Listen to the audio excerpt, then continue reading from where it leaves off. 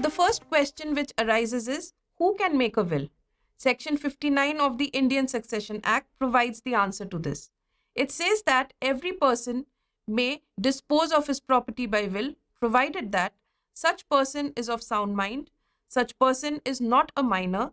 The first explanation to Section 59 categorically states that a married woman can make a will in respect of her property.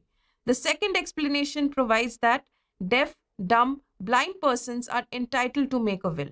As per the third explanation, an insane adult person can make a will during the interval he was of sound mind. The underlying principle is that the testator should be capable of knowing what he is doing. An intoxicated person or person suffering from any illness due to which he is not aware of what he is doing is not entitled to make a will. Take an example.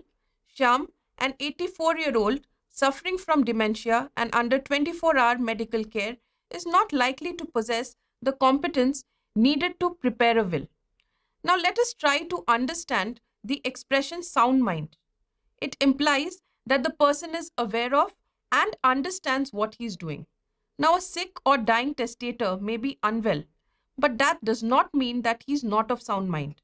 What is essential over here is that at the time of making the will, he understands that he is creating a will, he is aware of his property, and as to whom the property is being left to.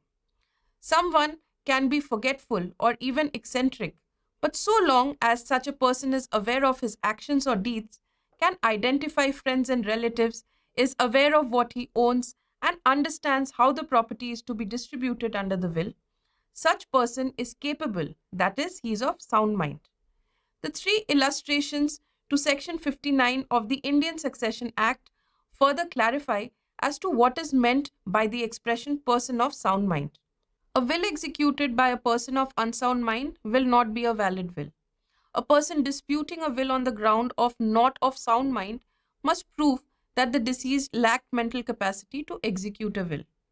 If it is proved that the testator was not of sound mind at the time he was making the that will not be enforceable.